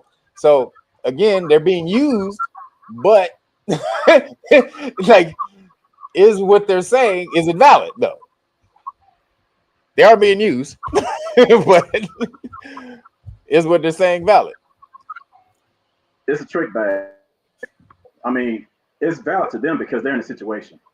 What has to happen, I think, is we need organizations like this more out there in that situation to help them understand that there are other ways to get across other than involving them, wanting to involve the military presence. Otherwise, you're gonna have a lot of broken eggs before you can get some omelets. That's true. No, that's true. All right, brother. LR, what do you think, man? Are they wrong? I think people are at their wits' end. They're tired of it. I know. I don't know if I told you this, Kev, but not too long ago back in my hometown, they carjacked the DA. His mama was in the car. This was in New Orleans. Y'all can look it up. In New Orleans, they carjacked the DA with his mama in the car. His mama was in the car with him. They told him and his mama to get out the car. They got it on camera. I don't mean to be laughing, man. I don't mean to be laughing. No, I'm serious. But what I'm getting at though is, see, when you said that, cause see when Governor Abbott, governor of Texas, put them all on a plane and sent them to he dropped them off in DC. He dropped a bunch of them off in DC. I think he sent some to Chicago. Mm-hmm. And like you said, when they sent them to Martha's Vineyard, yeah, them white folks got together and they snitched. Yeah. I'm telling y'all, that's gonna be the solution. They got them all, put them on the bus, and said, "Yep, that's true. Hallelujah. Yep. Toodaloo. Have we to say aloha. Salam alaikum. All right. Salam alaikum. What do you say, Rogue? What do you say, Rogue's son?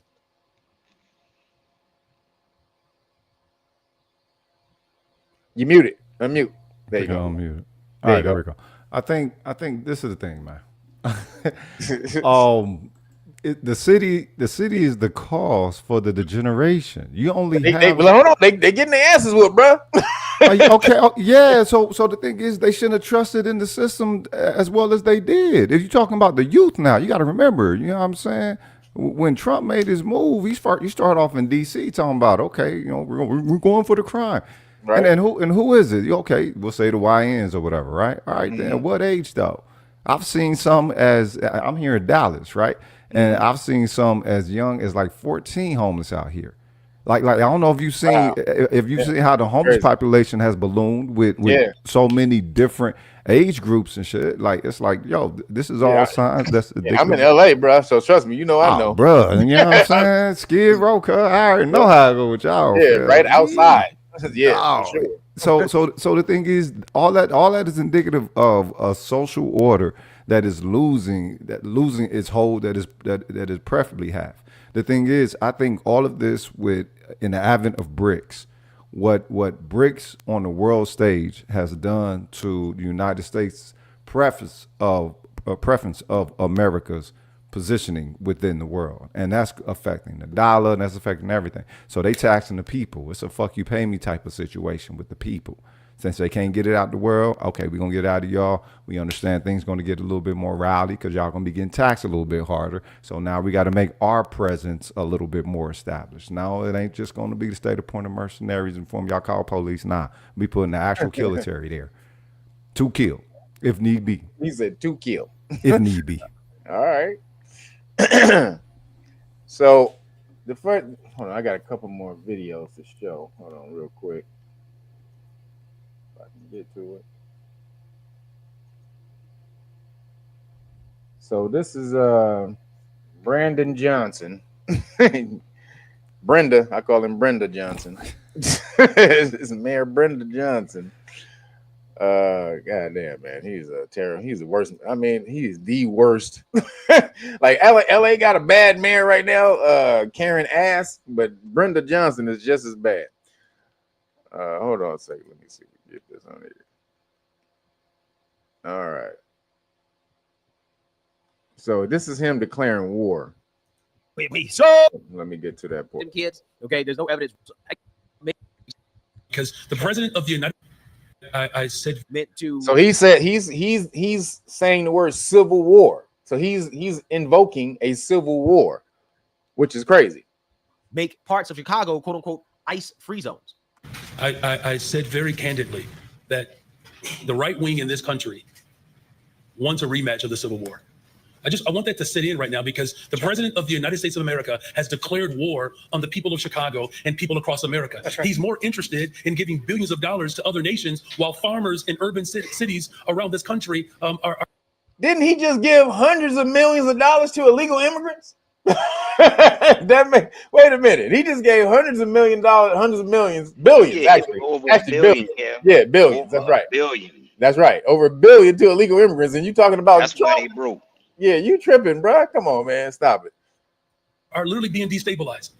And so whether it's the legal system, whether it's through executive order, or whether it's through the brave women and men who are serving as rapid responders, we literally have people who are volunteering in this city, on the southwest side, the northwest side, all over this city, to make sure that we're protecting children from being separated from their families. And we're talking about volunteers who are literally putting themselves at risk of being shot and killed by the federal government. And so whether it's the legal system, whether it's our continuous struggle for liberation through organizing, and whether it's through executive action, or whether it's through law, it would be nice if we actually had lawmakers in Washington that would actually hold this president accountable. And if they won't do it, then the city of Chicago will, using every single tool that's available to. So it's all Trump's fault. He's not doing anything to address the crime. Not a damn thing. He has hundreds of officers guarding him. So does the governor. Both of them got hundreds of officers that are assigned to them. They rotate in and out. But so you get police protection full up. They got, and outside of his house, they got 3 police cars outside of his house at all times. 3. No less than 3 outside of his crib at all times. So you get the police protection, but no one else does. Okay. So do we see the double standard that's going on up in here? And then how do we protect ourselves? Charlie, how we protect ourselves, man? We got to look into ourselves. I know it takes time, and I know that things may be hard, but we can form our own police. You know, there's nothing wrong with that. That's true. That is a solution, people. Everybody out there, you can form your own security force. And I don't know if you guys remember the guy I had on here, the Officer Trey. Officer Trey has his own, and he serves Texas. And they ask him, the government ask him a lot of times to do security jobs. They asked him to guard Trump, his first administration. He actually said no. He refused because he hates Trump. But they asked him to guard Trump this first administration. So you can do this, and this is what's going to be a better option than having, the melanated kids in the hood constantly being harassed by people who don't look like them. So okay, he says more police. LR, what's the solution? How do we protect ourselves, man? Yeah, I think you got to get down to the root of it. The root of it is this: we aren't engaged civically anymore. We have no idea what these people are doing in office. There need to be some more watchdog groups that are created to go and find out where all this money is going, because they're getting all this money from the police, and then they say, we don't have enough money to hire no police. We short on police. We need more money. Yeah, but you gave $1 billion away to all of these, illegal aliens on EBT cards and housing vouchers. So how you going? They need to be some sort of accountability.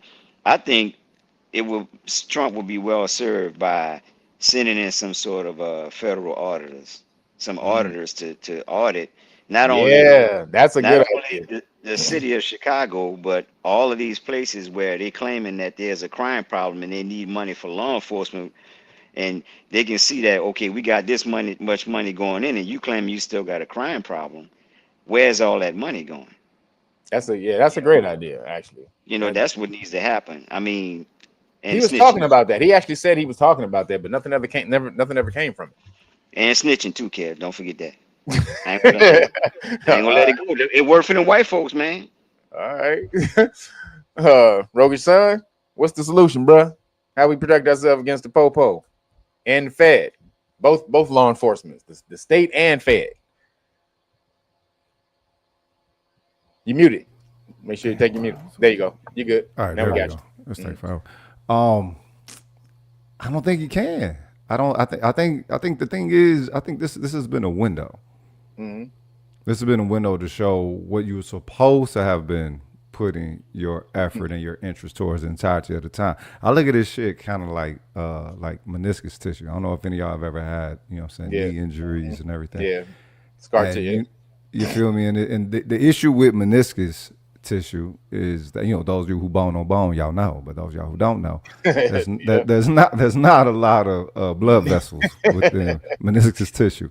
And blood is the life force, right? That's how you get the regrowth and everything.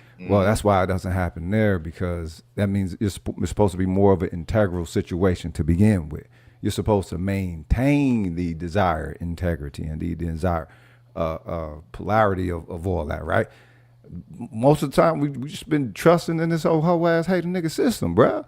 So I don't, you know what I mean? I don't see what melding together to do what, you know what I'm saying? To reestablish something that we was trying to reestablish 30 years back or something. I see this almost like gangrene. It's not something that you just can mend and then get back in the race, get back into the circulation. You feel me? Okay. All right, brother. Glenda, hold on one second. Let's see what Martin Luther King I got have to a dream that everyone will visit and join KYRF.org. Martin Luther King said, all you gotta do is join KYRF. Glenda? I think that dream has turned into a nightmare. However, go back to Stephen Miller when he was on the platform in Memphis talking about what they're going to do every night. He said every night at roll call. What are they doing during the daytime? Why is everything happening at night? That's my question. But anyway, get back to the situation at hand. We got a lot of work to do. And if we allow the troops to come into the cities, it's going to be the foundation for the police state. However, I like what Charlie said. We can have our own police force. We can. However, I think we should add to that this foundation and other foundations that we can spread out across the nation, teaching the people their rights, so that they'll know what to do when they're in situations like this. This is not something that's going to be conquered or solved overnight. It took more than 100 years for us to get here, because this is not something that they started doing yesterday to get us into this situation. We were not vigilant. We were not watching the horizon to see what's coming on it so that we could keep our people prepared. So we're in a situation now. We can get out, but it's not going to be easy to get out. We're going to just have to do a platform. We're going to have to do a foundation and build from there. And it's going to take time. It's going to take effort. And parents of the children that are here now, and the parents of the parents, the grandparents, everybody needs to come on board and learn their rights so we can take this situation back. Like I say, it's not going to be easy, but we can do it. All right. So yeah, know your rights. This is the way you got to fight back. You got to know your rights. I mean, this is the only thing that you can do to fight back. The loopholes are there in the law for you to win. Trump uses loopholes all the time. That's why he always wins. Like even them stopping him from using the federal troops, the National Guard in Chicago, he already has an appeal against that at the Supreme Court. He's probably going to win that in the next couple of days, because what he's doing is not necessarily unlawful. It's not unconstitutional, and he's basically crip walking the Constitution. But he's on it though. He's not off of it. So in order for you to get ahead in this new coming era in America, because make no doubt, there is a police state coming with facial recognition, biometric scanning, and all the rest of that. Your rights are going to be up in the air. And so how do you do that? This is a revolution of knowing your rights. This is going to have to be what it is. It's going to have to be a revolution of you knowing your rights. Civil, civics, understanding the government, how it works, your place in it, and also mainly though, understanding what the police can and they can't do. The most important thing, you need to understand what they can't do.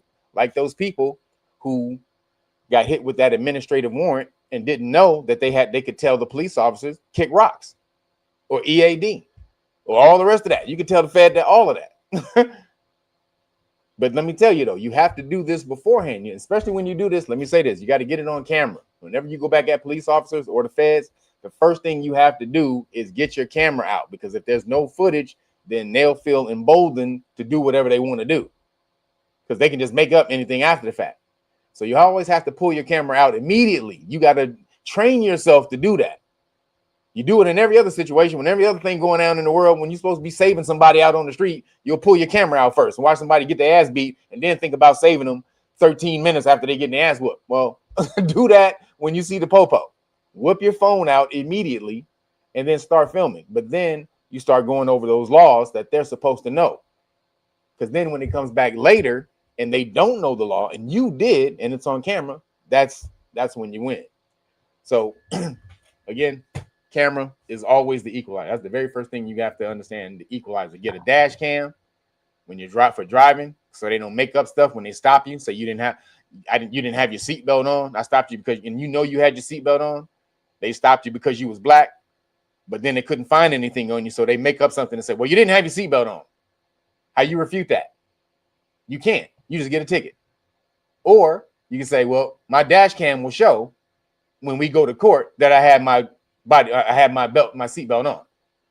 Well, we're just gonna give you a warning this time, okay? Just make sure. Like, yeah, that's what I thought. So this is how you fight back. You have to fight back by knowing your rights. There, little guy. Zip tie's not too tight? They're fine. You know the charge, ma'am. Yeah. Being profiled in a nut-heavy Can't area. believe that's a real thing. City ordinance. Let's load them up. Don't worry, boys. Don't get profiled like the squirrels. Don't get out here and get profiled like the squirrels. You don't want that to happen. But if you don't, get over here. Too many people walk through life carrying fear. Not because they've done something wrong, but because no one ever told them they have rights. When you don't know the law, even ordinary life can feel like a risk. That's why we build Know Your Rights Foundation, a place where the law becomes clear, simple, and yours. Knowledge is your shield. The law is your defense. Start learning today at KYRF.org.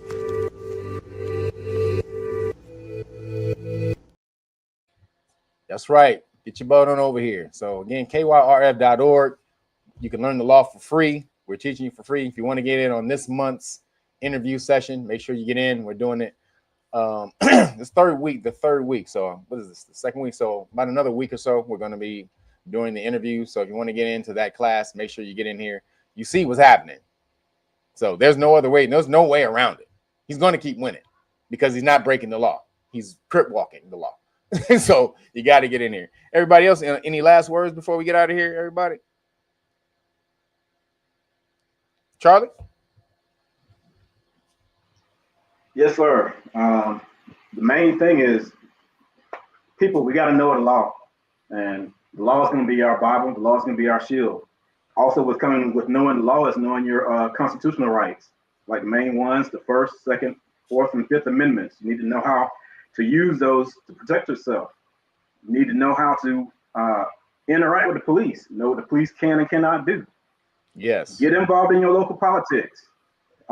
You need to know these folks so they can know you. Make yourself known. Know how to work yourself in court. And like you say, record everything. That recording is going to save your life. Yes. Absolutely. Thank you, brother. LR?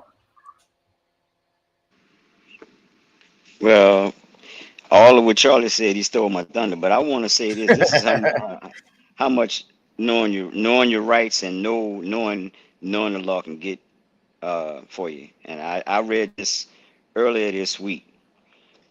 Did y'all know that? Because Kev, you kind of alluded to when you're saying how Trump doing all this crip walking with the law.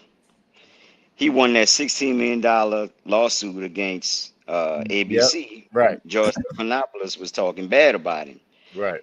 He also hit on 25 million from Alphabet, the parent owner Right. of YouTube. That's right. That's right. He hit them for 25 million, and Zuckerberg is about to pay him 20 million. Yep. And then he even hitting Elon for 12. Because he sued. that was when he didn't own X at the time, but he sued X also. Mhm. So this man is. Well, you want to talk about the King Crip Walker? Oh. Yeah. I'm telling you, he uses the law. Everybody thinks Trump breaks the law. He doesn't break the law. He uses that shit. I'm trying to tell you, his sister is a federal judge. Plain, you can have this law. Learn this law is like Gensu knives and nunchucks against these police. It is. You know, you learn this stuff. It's like garlic to them because they don't sometimes know what they're doing. And what I say this with the military, the police know very little about the law. They get it as they get experience because they don't learn much of it while they're in the academy. But they learn more when they get to be on duty if they take the time out to do it. Now, imagine the military who has no idea. They don't worry about all that stuff because they're used to operating outside of the United States. And there's a different rule of engagement and all. You don't worry about other people's rights when you fighting war, when you're doing war fighting. So you just have rules of engagement. But they know even less of the Constitution than you do. That's right. And That's why it's a problem. That's why it's a problem. It's gonna be an issue. That's why you don't want them coming in smashing on you. So do whatever you got to do. Learn this law. Come on in. Get it done. That's right. Get it done. That's all I got, brother. Thank you, brother. Zeph, you got a couple last words before you get out of here? You was missing when we hit you up before. You got a couple last words, brother, before we get out? There you go. We see you. Zeph, no? Can you hear us? There you go. We can hear you. Go ahead. All right. Now my fault, man. I'm working. That's why I've been trying to jump in and out of the car. But now I was going my last words I was gonna say, man, is I just hope like all melanated people worldwide, man, start loving each other more and sticking together, you know, because we really need to. And like I know, you know, like all humans got to be like accountable, you know what I mean? So of course we got our knuckleheads, you know, in our group as well. But I just feel like our knuckleheads get painted way worse than everybody else when, man, the type of stuff that everybody else doing, like if they would have put a camera on it, you would see that it's not just us, you know. But I think we need to hold each other accountable because we don't need no daddy. We don't need no other groups of people telling us how to behave and what to do. But we didn't never have the infrastructure and the organization to police our own people the way that we want to do it. So when we police each other, we do it ghettoly. Like a lot of these YNs and so-called criminals, they doing what they think justice is because they never was able to go to the cops. Like back in the day, you know, you had the slave patrol. So we never really had a good relationship with them. So that's where that whole snitching thing came into play because we like, all right, well, we got to do it ourselves because we can't go to them. So we kind of in a trap. It's like, well, maybe we want to go to them, but then we like, if we do, now we in jeopardy and our family in jeopardy. So we like, now we got to do this ourselves. So that's where, like, if you really look at a lot of our issues in the hood or wherever, it's really like we trying to protect our family. And you already know, you from LA, you know, I got a cousin out there and everything, you know, family out there. Like when you let people do certain things to you, they keep doing it to you because they think you weak. So a lot of us really just do stuff because we trying to protect ourselves, and then it get turned to, oh, we just did it because we criminals. A lot of these serial killers, they don't got no reason. You know what I mean? They just killing people, doing whatever they gotta do. A lot of stuff we do is out of necessity, but I just think we gotta really start. I think we hate each other the same way a lot of people hate us. And our justice against us is what we do to each other, when we got to realize, like, yo, that guy's in the same situation as you. That guy's just trying to protect himself just like you. That guy's only walking around with a gun because he don't know how to get it legally, or maybe he did something when he was 13 and now for the rest of his life he can't get one legally. So now he want to do, you know what I'm saying? It's just like a whole bunch of issues compacted on top of each other. You know what I mean? But I don't think we have an evil nature to our people the way that it making it seem. I feel like we just in a lot of situations to where we act certain ways that is not we don't really have the ability to express it in the right way, in a way that everything is constructed. But like I said, man, I just hope that, you know, we start having more faith in each other and coming together. Get your butt back over the law. That's one of the main things. Get your butt back in the Know Your Rights Foundation, man. Stop playing. I will, brother. I will, brother. Stop playing, yeah, boy. I just hope that, you know, we know that we not who other people picture us as, and we just start working together and coming up with our own ways to, you know, hold our people accountable. Because I don't think no outside group should be holding us accountable. We don't have no parents on this planet. You know what I'm saying? We are smart enough and intelligent enough and morally capable enough to handle our own people. All right. Thank you, brother. That's all I gotta say, though, brother. Appreciate you, brother. And last but definitely not least, Glenda. Yes, sir. Yes, sir. First of all, I would encourage everyone, let's learn to use their stuff against them. And where we can start, I want to challenge everybody, just take the time to learn an amendment. I always endorse the first 10, which is the Bill of Rights. And as Charlie spoke earlier, the most important ones are 4th, 5th, and 6th. Hey, let's go for the 4th Amendment. Take time to learn it. Record it on your phone and let it play for you all day in your voice. So take the time to write it down. Take 5 minutes a day. And I promise you, at the end of the week, you're going to know that amendment. Take it upon yourself. Teach your children. Yes. Take the time, spend 5 minutes. Let's get off those phones. We're hypnotizing our children with those phones and computers. Take time to teach them their rights. I challenge you to do it, because if you don't do it, no one else is going to do it. It's on us. We got to take the responsibility and lay a foundation. We haven't, everybody else in this country, the Vietnamese, the Chinese, they got bills to protect them. What have we got? It's on us. We got to do it. If we don't do it, it's not going to get done. So I challenge you to take that challenge and learn. Come back next week and tell me what you learned. And we're going to go from there. We're going to build that foundation and go from there, because we can do it. We might be in this mess, but we're getting ready to get up out of it. There you go. That's what I'm talking about. God dang it. No, I appreciate you. Thank you. Thank you for the wisdom, the divine wisdom. Appreciate you, girl. Appreciate you. You see why she the top student up in here, mashing out. So you can be in here too, mashing out on this law, and empower yourself, empower your family, your community. Telling you, it feels different when you know the law and you're able to smash on the police. When they come at you and there's nothing that they can say that can defeat you, it's a whole different ball game. Trust me. You guys fear the police. I have no fear of the police. Zero.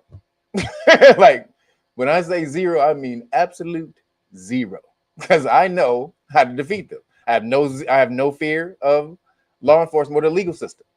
Why? Because I know how to defeat the legal system. And so when you learn the rules to the game, then you can sit back and easily play the game with one hand while you sip a little drinky drink with the other hand. You can do anything once you understand how to master this game. And this is what we're trying to teach you in the Know Your Rights Foundation. It doesn't take long. It's not going to take you as long as it took me. Again, I've been studying this for 30 years. It's not going to take you that long. It's going to take you a few months. So if it's only a few months that you have to give up of your life in order to take control of your life for the rest of your life, why wouldn't you do that? So again, Know Your Rights Foundation. This is what we're talking about. Appreciate you guys. One last dip. Too many people walk through life carrying fear. Not because they've done something wrong, but because no one ever told them they have rights. When you don't know the law, Oops, my bad. Sorry. too many people walk through life carrying fear. Not because they've done something wrong, but because no one ever told them they have rights. When you don't know the law, even ordinary life can feel like a risk. That's why we build Know Your Rights Foundation, a place where the law becomes clear, simple, and yours. Knowledge is your shield. The law is your defense. Start learning today at KYRF.org. Become a volunteer with the Know Your Rights Foundation Academy. Earn a free police stop law certification and help your community understand their constitutional rights. Join KYRF. Join. You understand? Get your butt on over here.